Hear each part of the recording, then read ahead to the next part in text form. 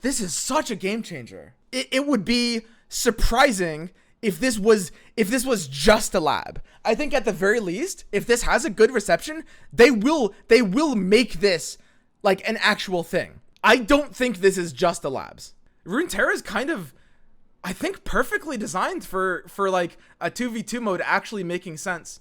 All right, it's time. Is it time? Is it happening? All right, it's 9:59. Here we go, guys. Here we go. I'm on the Legends of Runeterra page. Legends of Runeterra. News. We're going to refresh. Who's ready? Who's ready for disappointment? Okay. Still. Oh! Patch notes. Here we go. Here we go. All right. So it's the single change, like we were saying. Pack your bags goes to 5 mana. All right. So this was a very popular community. This was the single most popular community suggestion. It's definitely a nerf to the deck. I'm actually not sure how big of a nerf it is. I think it's a solid suggestion. I'm actually kind of surprised they did this. I would have expected to do something that kind of was more thematically coherent. A lot of card game designers really like their numbers. So this is the one change. This is okay. Let's go ahead and read it. I always scroll to the balance change first just because everyone wants to see it. I guess the question is like, how big of a nerf is this? I mean, at the end of the day, Go Hard is an archetype that I don't think needed an amazing nerf. This is a fairly small nerf. It will be noticeable. Don't get me wrong. The way Go Hard deck wins a lot of the time, it's fairly rare for it to rely on the 5 mana pack your bags. Is that a 4 mana nerf? So it's a 4 mana nerf, but it's the finisher for an archetype that like it's not a card that you're usually playing, and when you're playing, it's at the point of the game where it almost never minds it being like a big mana card. I do actually think it's a fairly small nerf. Zap can't tutor the 4th one anymore. That's a very good point as well. The fact that Zap can't tutor the 4th one anymore. That matters quite a bit. The reason I'm saying this is like, I feel like it's a bit of a smaller nerf than it seems, at least, is just because the pack your bags was just kind of one way that deck wins games. Like, okay, so here's my point. Here's what we need to understand about this nerf, which is that I can guarantee you guys there will be a competitive TF Bilgewater draw cycle deck. It doesn't have to be all in on Bilgewater. It doesn't have to be all in on TF, but it will use those tools to not run out of steam, with leveling TF being a side condition and whatever else in the second color supporting that. That will be a deck, and it will certainly, it will be a tier 1 deck, probably like low tier 1. There's a chance it'll be as low as high tier 2, but it will be a deck. And I guess the way I'm looking at this is, the question I'm asking myself is that deck still this deck? Will people still run like the Go Hard in that? Or maybe people will get out of Shadow Isles and run something else. And personally, I think people will still stay in Shadow Isles. This is a huge nerf. You're kidding if you're saying it's small. Yeah, I mean, I easily might be wrong. Like, I think that almost always, like, the point of the game where this is played, the mana doesn't matter, but it's a notable nerf. It absolutely is. I think that it's definitely going to be the nerf that, when I say it's not a big nerf, I don't mean it's not the nerf we wanted. This is something that will have the impact that a lot of us want, which is we're going to see a lot less of this deck on ladder. That's what I mean. But yeah, don't get me wrong. I don't think it's going to completely neuter it entirely. I guess when I'm saying it's small, I more so mean it's smaller than it looks. But yeah, saying it's small is kind of like a poor communication. I tend to speak in very like contextual and relative terms. Like when I say something's like good, I usually mean it's overrated. When I say something's bad, I mean it's underrated. Anyway, let's go ahead and actually read this through for the changes, because it's really important actually getting a feel, you know, with these kinds of, you know, posts, where they're at and what's going to happen in the future. We're kicking off the year with the release of patch 2.0.0, which introduces our first ever co-op versus AI experience. A new Guardian is now available in the store. It seems to have followed Zoe through one of her portals. So this is very cool. I'm actually looking forward to this a lot. I haven't done labs a lot in the last 4 months, and that's mostly been just because I haven't been doing any content in the last 4 months. It's just been a very dark period for me. I'm very excited for labs, and this is a very, very cool lab. As mentioned during season start 2021, there's a lot of exciting things coming to Runeterra in the next weeks or month. Look forward to the upcoming champion expansion release of Ophelia, some more information about Shurima, and much more. Yo, Kavira, you want to play this lab with me tomorrow? We'll be aiming to make balance changes based on our metagame analysis and community feedback on a monthly basis. However, as will all live development, this will not be true for every single month. We may occasionally make off-cadence changes such as this change to patch your bag, which was originally planned for February. Yep. So basically, and this is kind of what I was saying when I was saying don't get our expectations up. This is just a mini patch. It's literally just going to be, you know, this is like a sort of emergency, just get it out of the way. I think just because this first number is incremented, a lot of people are like, oh, this is a big deal. It's just, I mean, this is a tiny patch. That's fine. United Front, this is the, you know, teaming up lab. And then we've got this new multi-lab format that I haven't even messed around with yet. Heimerdinger is always looking for his great new experiment. What better time to try something new than during a full-scale Noxian invasion? United Front is a brand new way to play it as our first co-op experience. You and an ally will get against the powerful AI Noxian general. Select a champion to create a pre-made deck and combo your forces to repel the invasion. I don't know how this will work. But for those of you guys who haven't seen anything even remotely like this before, it's a lot of fun. In Hearthstone, we had like a couple of co-op, like team-based, you could queue with someone random and get like a co-op Tavern Brawl, which was their equivalent of labs. And it was a lot of fun. There was literally like, I think people created a system for communication with emotes on like Reddit. There was a Reddit post that was saying like, okay, Braum emote means you have this card in your hand. Lulu emote means you're ready to go in with this, so do that, right? Like that was just a lot of fun. It was just like a nice meme in the game. I don't know how this will work. You might not even have separate hands that you can't see. You might just be able to see, you know, your teammate's hand. But the point is like, it's just a lot of fun being able to do silly stuff like co-op. Here's Ellie. It's an elephant. That is all. Expeditions. We're quite happy with the balance of various archetypes with only mending touch, bug fixes. Yeah, and there's basically nothing else. Fix an issue, level 2 Zoe, Heart of the Fluff. I haven't seen any of these issues happening in these games. I think these are pretty like inconsistent issues. It looks like they haven't fixed the issue with they haven't fixed the issue with Starry, what's his boy? You know the one I mean. Starry Scamp, that's it. Which is really funny because Starry Scamp still just like spams your ears for like 30 times a game, like every single time.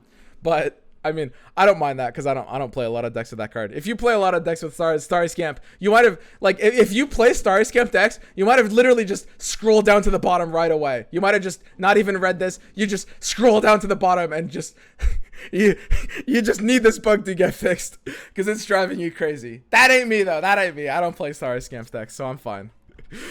All right. Anyway, that's it. This is just a tiny thing. Nothing big is happening.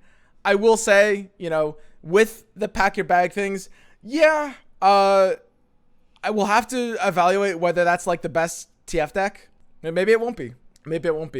The one nice thing about this pack your bag nerfs, so while it might be true that most games didn't come down to needing a 1-mana pack your bag, it does somewhat shift like the matchup tables with that deck in terms of kind of like at least letting the sort of more mid-range centric boards not like fold to that strategy or that kind of approach, which is nice. Like there were a lot of decks that like for example, decks like Ash Noxus basically just couldn't win against this, right? The only thing is, I mean, if you're getting off the pack your bags on their board, it still feels like in a good majority of the situations, the 5 mana won't make that big of a difference to the opponent. Like obviously in the late game, it's about holding the mana point up. You can now fork it a lot easier. It was impossible to fork at 1 mana. 100%. I don't know. I might be biased because most of the decks I play don't lose to the pack your bags condition. But there's like, that deck has a lot of win conditions. That's the thing. The deck can aggro win con. It can level up TF and sometimes win off of it.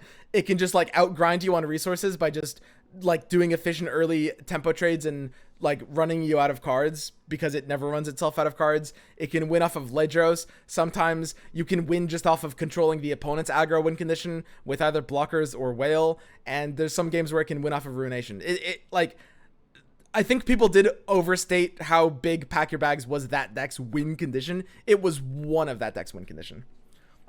Ledros plus pack isn't possible anymore. That is big. That is definitely big. 100%. All right, so we also have a second thing here. Let's go ahead and check this out real quick, which is the co-op versus AI. So we're actually getting information on it. That's really cool. Let's go ahead and spoil ourselves for tomorrow. So jump into a thrilling co-op AI versus Lab United front. You'll face off against powerful invading forces, one of the Nox's generals. This challenge is too great to take on alone, so you'll need to join forces. Please emote responsibly. It's the meme with only high. Oh, okay. So I see. It's showing like these, instead of the champion emotes, you have, this is weird. They've created like a different line of emotes. What was wrong with just the normal emotes? I'm basically why instead of making these, why not just make it so it's not all Heimer? Okay. Both players share a board and a nexus, but each player controls their own deck and hands. You can take a look at your partner's hand at any point to decide your next move. You and your co-op partner will alternate turns, so throughout a game, one player takes the role of the primary attacker, meaning to control the boards in the round. You start with the attack token, while the other player acts as a primary defender, taking control on defensive rounds. This is very cool. This is very, very, very cool. So Legends of Runeterra, more so than any card game ever, is kind of perfectly set up for this, because of course you have this dichotomy between attack and defense turns. Like, you only attack every other turn. And so it kind of works decently with a 2-player mode, because if they set this up right, and they have like, you know, this concept of, I'm going to be the, like, yeah, it puts people into roles, which is very cool. Especially like, you know, when you compare it to the idea of like a lot of people who play this game played off of League, and people are already used to kind of like, you know, a support and a carry. So roles are I think just a really cool concept. We've seen a lot of like co-ops in card games before. They're pretty niche, especially in digital card games, but they usually don't subdivide as well into just like specific roles that players play. Like usually from what I've seen of like Magic formats where it's like 2v2, it like it mostly ends up being more casual, and so like people don't really do role stuff anyway. There's plenty of exceptions. Once you begin a match, both you and your co-op partner will be offered a selection of champions to lead your charge against Noxus. Your champion selection determines the deck you'll take into batter. Try out different combinations with your partner to enhance each other's strengths and shore up weaknesses. So yeah, that's very cool. This is going to be a very interesting, like, I'm just looking at the strategy aspect of this with alternating turns, like one person playing on the defensive turn, one person playing on the offensive turn. You can look at your opponent's hand. You can choose to bank mana for them. Wow. Like, cause it's not just the alternating turns. It's also like the banking spell mana for your partner. Dude, this is really cool. This is actually so cool. This, like, I didn't think that much about it. So I've never really liked card game 2v2 modes, to be perfectly honest, because most card games just aren't really designed very well for them. This actually, I think, makes a lot of sense. Like, Runeterra, I did not think about this. I actually didn't. Runeterra is kind of, I think, perfectly designed for like a 2v2 mode actually making sense. There's a good chance that they will. So for those of you guys who just like have tried like Hearthstone, and I don't think Magic Arena has twin-headed like as well, right? Unless I'm mistaken. But like mostly digital card games have a hard time doing 2v2 modes. Like it works when you're doing them in paper, but it never works super well, and it doesn't translate to digital. Mythgard has a pretty sweet 2v2 mode, but that's also a very niche game. They could actually be trying to make this like one of the mainstay formats of the game. Like if this lab works successfully, like if this is as cool as I'm expecting it might be, if people really love this, they might make this one of the formats of the game, which is super cool. Super cool. Like this is, when I'm just thinking about this, there's real strategy to this. Building a deck with your partner, and actually like having one player take on one role and the other player taking on the other role, and just building those two decks to work with each other sounds so cool. There's such a process for that. There's one region per player though. That's interesting. Wait, where does it say there's one region per player? Oh, just because you're looking at the screen? If that, I don't know if I mind that. That feels like it might be a bit more limiting. You can't build your deck. Yeah, I don't think you can build your deck in this one, right? Like this is a lab. They're giving us pre-made decks. But sorry, I should be more clear. When I'm saying like is that if they make this an actual mode, that you will be able to build your own decks. And that's what I'm thinking about. Like when I'm looking at this, like I'm just thinking about the concept of 2v2 in this game. But yes, in this lab, you don't build the deck, and it also looks like they're just they're single region decks. There's nothing in this description that says they're single region. In this lab, they're single. There's a very good chance that if they ship this as a mode, it won't necessarily be, forced to single, but who knows, it might be. There's some design arguments for that. Once you begin a match, offer a selection of champions, and yeah, I mean, who knows exactly how many there'll be. Let's read a little bit on. That's not all to it. It's a cooperative game. In addition to your standard cards, you have special co-op cards. Ooh. Oh. It doesn't say what they are here. Can I read that? I have to speed run my words. Give one card in your something cost one less. Give a card in your hand to your partner, it costs one less. Holy shit. Holy shit. And there's the other gift, which is that emboldening gift? Give an ally +2/+2. Did I read that right? Emboldening gift is give an ally +2/+2. Co-op cards that can completely alter the course of battle. Rally for your partner on the next round. Buff and pass cards to each other. Strengthen your Nexus defenses and more. These Noxians aren't about to go out with a fight. Darius, Draven, and Swain have a few tricks up the sleeves. You need help, you can take them down. A few twists and turns we don't want to spoil here. This is kind of funny. So there's like some kind of like, they'll have some specific card or some specific like, they're like event that'll happen like during the game. This is really fun. Holy shit. This is so fun. For players who want to queue up again with a random player, you can add them to their friends list after the game ends. Dude, that's so cool. This is my favorite thing they've ever added to this game. Out of anything. I mean, don't get me wrong. I'm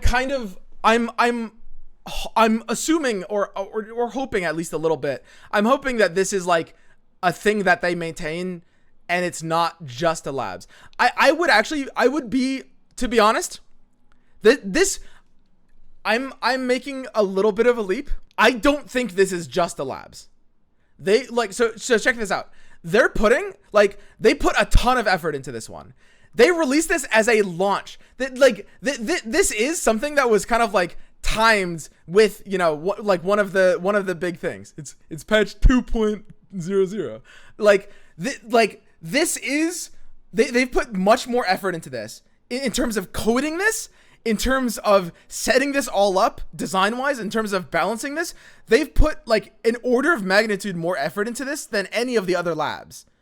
It would be surprising if this was just a lab. I think at the very least, if this has a good reception, they will make this like an actual thing. Now, that could look like a lot of things. But if they've almost certainly planned this out for a while as well. Like, I'm sure this has been planned since before this game released, since before we even saw this game a year and a half ago. They've definitely planned this out since then, with like the alternating attacking system kind of being the perfect setup for this. So I do know a decent amount of the devs. So all of the devs I've talked to, and I've talked to several of the devs in the past like year, and they're great guys, and a lot of them come from Magic, and a lot of like what the Legends of Runeterra team wants from this game, they want to create something social here. They do want, like, so a lot of people that played Paper Magic, and the devs are like, a lot of them are like veteran Paper Magic players.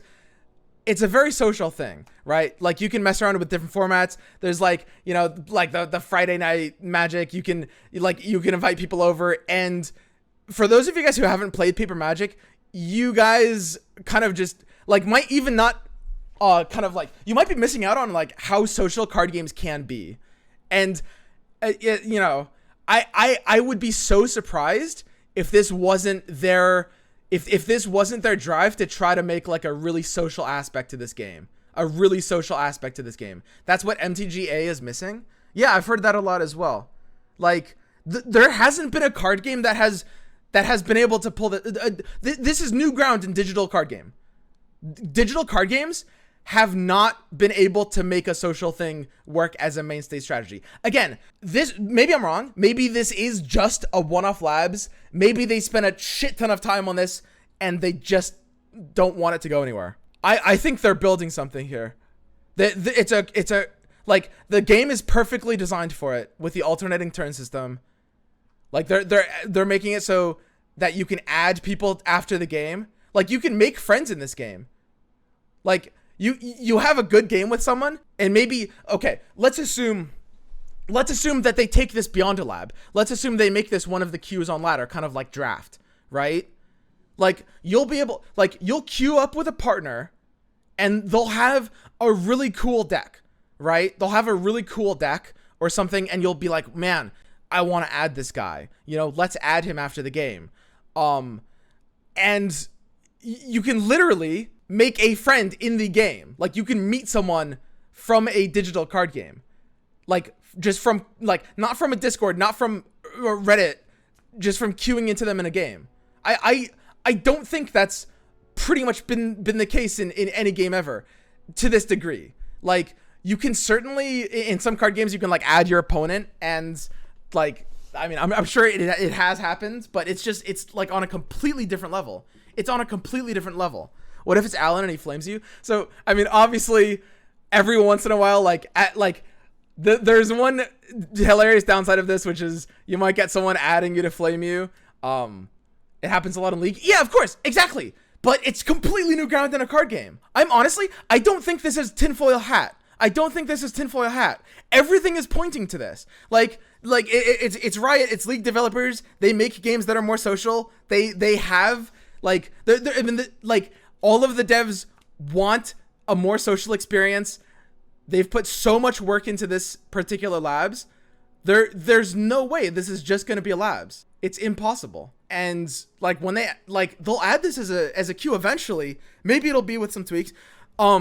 We should talk about that. I don't know how I feel about, they're gonna have to tweak, the select cards. Where does it talk about the special cards you get? Oh, it's the bar I have highlighted, the special co-op cards. I guarantee you they'll have to at least tweak this. There's a good chance if they have it be a non-labs, they'll remove this aspect, the co-op cards, the special, like, flavorful ones. There's a good chance they'll remove it entirely. But they might keep one of them as, like, a one-time use thing. So Hearthstone has something called the coin, which is, like, for the player that, you know, loses and goes second, you have, like, this special thing to catch up on mana, basically. And you can use that as a one-time. And every game of Hearthstone ever, like, someone starts with a coin. And it's just a special, like, card that exists for that reason. There's a decent chance they'll have something like that for co-op. There's a decent chance there will be a special card that the person that is attacking on X turn always starts with it, and they just, one time in the game, they have a chance to switch the attack token or, like, pass priority to the opponent just as a one-time thing. That makes sense from a design standpoint.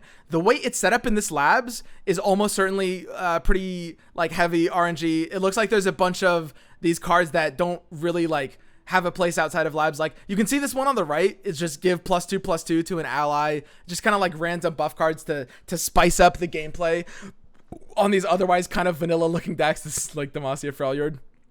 So they will have to modify this. There's no way they can port this concept to, like, a normal version of this.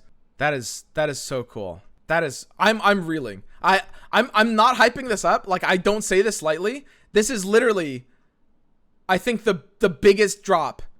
This is the thing I'm certainly most looking forward to in this game. More so than anything. Nothing. Like, nothing else has compared to this.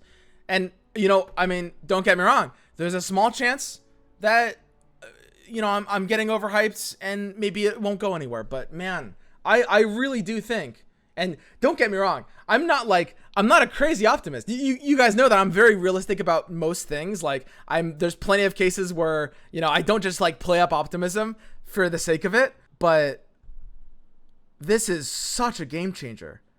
You crazy on this one? I mean, I hope I'm not. But, like, okay, look at it this way. This is something. If this could be pulled off right, It could be like one of the reasons to play LoR as a game. And this is the point where some of you guys might say I'm being like optimistic. I'm not even saying this is necessarily likely, but consider, again, this has never been done in a digital card game in a way that works. Like this has never been done in a way that works in a digital card game. Consider Hearthstone's Battlegrounds. I'm not making the direct comparison. So for those of you guys who don't know the story, Hearthstone is a game that was, a lot of people were saying it was dying. They released a new mode called Battlegrounds, which was an auto battler in Hearthstone mode. And it is, since it's been released, the most played Hearthstone format. It was supposed to be like a side thing at the start, but now it's just like literally like a majority of people are doing that. Like that is just what Hearthstone is now mostly. And I'm not saying it's going to be the same degree. I'm not saying that this is going to become the new mode in this game. I'm not saying it's going to be this game's Battlegrounds per se, right? That's not what I'm saying. But what I'm saying is like, there's a lot of people who don't play Hearthstone, but when Battlegrounds came out, they checked it out. And when they checked it out, they were like, oh, that's very cool. Let's play. I'm a Battlegrounds player now. There's so many people that didn't play a ton of Hearthstone before Battlegrounds. And once Battlegrounds came out, they were interested in it, and that's how they play Hearthstone. That is what Hearthstone is to them. And I want to emphasize that first point. That first point being people that didn't even really play Hearthstone much to begin with. Like, there's plenty of people that did that. Same as TFT with League. Exactly, same as TFT with League. Same as TFT with League. This, I'm not saying this will happen to the same degree that Battlegrounds did it. I'm not saying that this game will overtake normal gameplay as the main mode. It's not going to be that crazy, but the comparison I'm making is just in terms of the impact it has in giving a digital card game a USP, right? A unique selling proposition, which is like the problem with digital card games. There's multiple reasons why digital card games have all failed in the last 7 years, and they kind of all have failed for different reasons. I shouldn't say failed because that's like a binary, and they have succeeded to varying levels, but none of them have done what Hearthstone set out to do in terms of being able to capture a market since Hearthstone came out, right? Like, you know, Magic Arena did pretty well. Obviously, they're piggybacking off of Magic's, you know, player base and IP, right? In terms of a new product, a completely new product, digital card games have been like a perennial failure as a concept compared to other kinds of genres, right? Again, some of them have done decently well, but none of them have exploded the same way a lot of, like, every other genre of game is experiencing like some kinds of instances of like this thing is going crazy or exploding in the last like 10 years. And card games is mostly just been Hearthstone. And a large part of that, and there are multiple factors, a large part of that is that the card games are not really trying to make unique selling points. Card games have been a stagnant genre of just like, I'm going to be Hearthstone with a twist.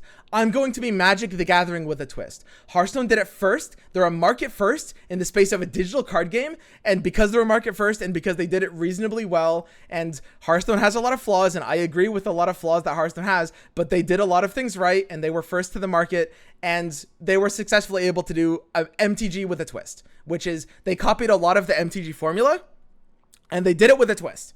They like it, you know, you gain mana every turn. You have some of the different formulas. It's like attacker's advantage instead of defender's advantage, and the game is designed very well to be a mobile game. As much as you hate Hearthstone, and as much as like, you know, certain like aspects of it I don't love, it does do certain things very well. It's a very good thing for mobile. Like, the game is designed to be a good mobile game. Out of all the other card games that have come and gone in the last 5 years, God, Hearthstone has been around for over 6 years, I think, actually. Jesus. Out of all the card games, the one that had the most potential in terms of player base and interest was Gwent. And I'm not saying that just because I played Gwent, but if you actually just like look at the numbers, at least in terms of the communities, like the stuff like on Reddit, like for example, like Gwent made waves on the Hearthstone subreddit. People were talking about Gwent. Hearthstone streamers were talking about Gwent. It was fairly short lived. Like, Gwent was a cool thing for like 6 months really before it had a spotlight. The reason that Gwent, out of all the other card games, was able to actually capture a solid market share in the digital card game space for a good chunk of time was because out of all the other card games, Gwent was the most unique. Gwent did the most unique thing for the time. It was a very different formula of card game. It wasn't just units have health and mana and they take turns attacking into each other. It was very different. It was built different. It was visually very distinct. And of course, it had CD Projekt Red backing it, which a lot of these other card games had big companies backing them. So that's kind of a moot point. And a lot of the other card games had, different things. Artifact did have a fairly different... Artifact had a lot of unique things going on. It was probably not as unique as Gwent on the surface level of it. It had a lot of emergent unique properties, but most of Artifact's uniqueness was just in terms of how it actually played out and not in terms of how it mechanically functioned. Those are two different things. Artifact was too unique. That honestly, you could definitely say that. That's a funny thing to say.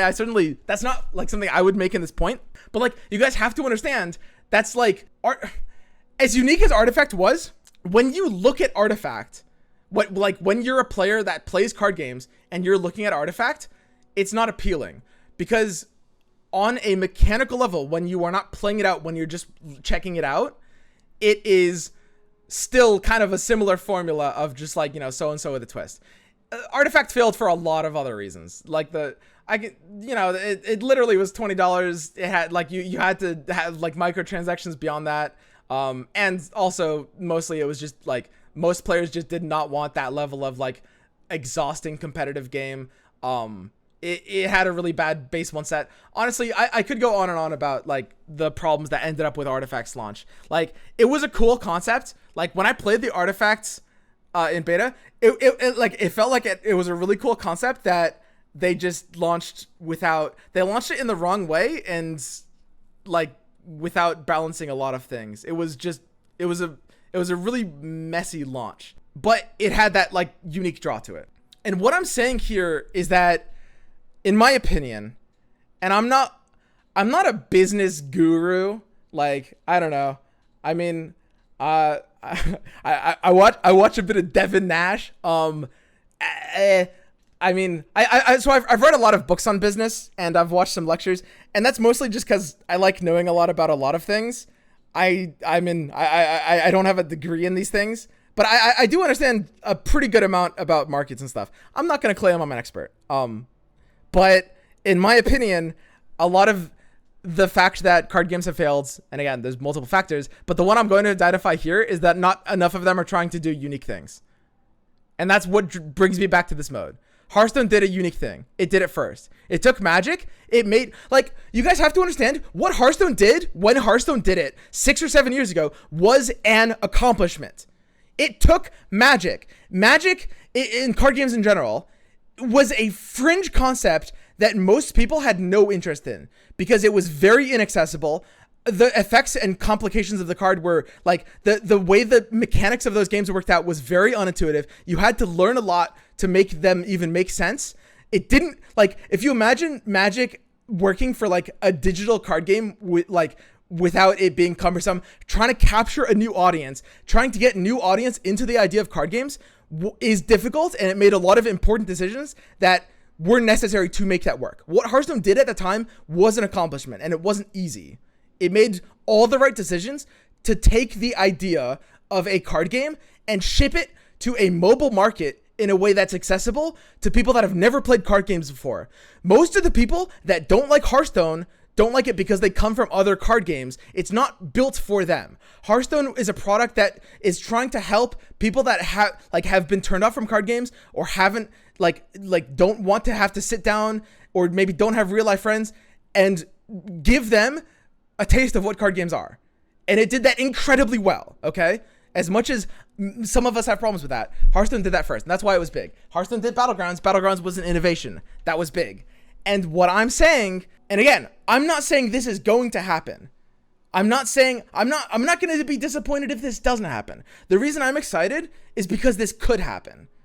Okay? So I don't want to make you guys think this is going to happen, but I think that when a game pushes something new in an innovative space in a way that makes sense for that game. And that's a really, really big deal. So no, I don't think this is going to make this game explode in the same way that Hearthstone Battlegrounds exploded. I don't expect those kinds of numbers, but what I do expect is it will draw people to the game. And I think that they can develop this as like an actual real way to play the game. Like just one of the ways you play this game. Like that, I foresee this being notably more popular than Expeditions. That's what I'm saying. I think Expeditions will be like the third or fourth mode. To be honest, Expeditions has a lot of problems. It doesn't work that well in Runeterra. This is like, this I think to me is the alt mode. And don't get me wrong, I don't have unrealistic expectations. I know it might sound like that because I'm excited and I'm just talking about the upsides, but there's a chance that it falls short of that or has problems, and there's a chance that it takes a long time to get there. That's another chance. You know, maybe they'll have to smooth a lot of things out for it to get there, but this is a really big deal. It doesn't tap into a new market. I don't think this will add to that much more value than Runeterra. I heavily disagree. I think this taps into a very new market. I think that people that want to play card games, will want to play this if they want to play another mode. Like, people will check this out if they have like one friend they just want to play with. There's a lot of card game players that like, if you're hanging out with a friend, you're like, what do we do? Like, playing against someone in a card game, you could queue into Hearthstone and you can like play against each other. That's a very different thing. And a lot of people don't find that, like, it's usually very short-lived.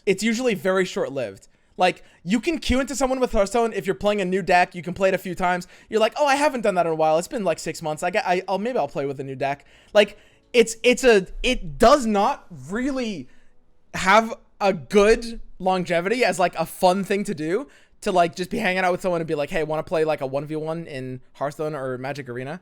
Like, 1v1s are just not what a lot of people want. This is completely different. If they ship this to a queuable mode, first of all, you'll queue into you'll queue into people and you'll make friends playing this mode. But also, like, you'll be like, hey, you know, you want to play Runeterra with me? Runeterra's player base, everyone who plays Runeterra will literally message their friends and be like, yo, you should play Runeterra.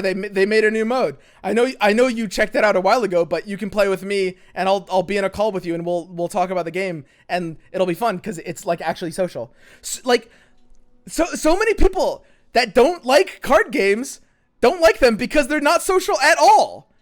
This is a new market. It's like, okay, when we say new market, there's always overlaps, right? Like, you can say that Artifact is a different market from Hearthstone, right? It's like they're both digital games, but, you know, when I say new market, it's not like there's necessarily zero overlap, but yeah, I would call this a new market, 100%. Just like how in Hearthstone, so many people didn't play Magic because like card games looked intimidating, or they didn't have real life friends, or they didn't have the time commitment. There's a lot of people that might have tried card games that just aren't interested in them because they don't like the feeling of just not hanging out with someone, or they have a friend, or they have a boyfriend or a girlfriend. Like, I think this is absolutely a new market. I don't think that's unfair at all to say. So yeah, I mean, there's a good amount of you guys that are doubters, and who knows? I mean, I recognize that possibility, but this to me is just the single craziest thing. This is absolutely nuts. When this Labs launches, I'm going to be, you know, on stream. I'll play with Kuvira. We'll do like some co-ops together. Honestly, I expect the Labs is going to get old kind of fast. I expect that the Labs for this, like, when I say get old kind of fast, it'll probably last longer than most Labs. Like, it'll actually last longer than probably any lab ever, which isn't surprising because, again, they put much more time into this. So it'll last several days. Maybe it'll last a week. Labs get old. Labs will always get old. But the thing is that when you're queuing into something that's not just AI, like, most of the reason Labs get old is because you're just queuing into AI. But a large part of the reason Labs get old is like, you know, you don't get to deck build. You have to use these pre-con decks, right? You're not going to be able to queue against real opponents. Can you play this Labs against another team? Because normally you can challenge someone to Labs. Because they haven't said anything, I assume you probably can't challenge anyone to labs in this lab, for this specific lab. Like, you're not going to be able to 2v2. This labs is specifically pre-con decks, and it's 2v AI, and I don't think that is, like, it's not the labs that I'm excited for. I don't know when this will happen, and I don't know to what degree this will happen, but when they do some kind of like 2v2 mode, that's what I'm excited for. I do want to make that clear, just in case like anyone was thinking that like I'm excited for just like tomorrow's labs. Tomorrow labs is gonna be fun, but man, it like this mode is just it's just all about this 2v2 concepts. I don't think I'm gonna play the labs for more than like a day at most. Like, it's just the labs. It's just what this says and what this promises. That's what's crazy to me, personally. That's what I'm excited about. So I think something that's really important is just thinking about, like, I could spend more time just thinking about this and talking about this and trying to like think of what kind of deck building incentives this leads to, and how to like maybe good ways to like balance this mode design wise. Because there are like, to be able to ship this to a 2v2 mode that you play against other players, they will have to make some kinds of tweaks. Like, they might have to make a card that works like the coin. They might have to have, maybe they'll have a deck building limitation where it's just one region each, or maybe they'll allow people to use normal full decks. There's arguments both ways. I need to think about that a bit more. They'll have it so that you always know whether like you queue up for the attack token or not the attack token. To be honest, there's a strong argument there. Like, for example, you know, if you make it so that when you queue up, one player selects being on the attack token and one player doesn't, well, that allows to have like more angled deck builds. Like, I can build my deck to be kind of a supporting defensive deck, and you can build your deck to be kind of a more like attack token deck, right? Which is it sounds like a good thing on paper, and it might be, don't get me wrong, but there's also downsides to that. It's very possible that the eventual full mode might work better if they forced both decks to be able to be a bit more flexible. That's very possible too. Again, there's a lot of angles to that. It's hard to come to a conclusion right now about that. But what I'm saying is, like, there's a lot of stuff to think about. I think I'll probably spend some time talking in another video about, I'll probably just keep streaming right now. I'll just keep streaming right now and just talk about like the different implications of this, but that has to be for a different video. For those of you guys who are on stream, I'm currently talking to people watching on YouTube. Hello, YouTube guys. Yeah, that's a different video. This is just so nuts. I can't say anything else without repeating myself now. So there's a lot more to discuss, but this is just kind of like how I feel about this new mode in general. Absolutely insane.